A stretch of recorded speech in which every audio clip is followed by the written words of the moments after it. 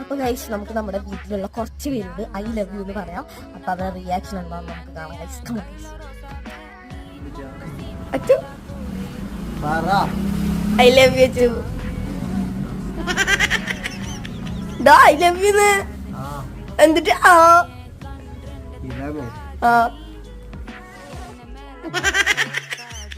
പെങ്ങന്റെ അടുത്ത് അവനൊന്നും പറയാൻ പറ്റില്ല. അവന് ക്ലാവിന്റെ അടുത്ത് മാത്രമേ പറയാൻ പറ്റുള്ളൂ.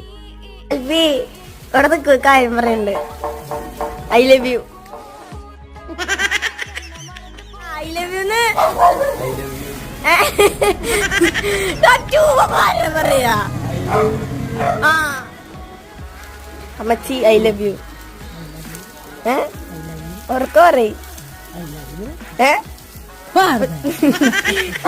നിക്ക് കുഞ്ഞാറ്റ ഐ ലവ് യു.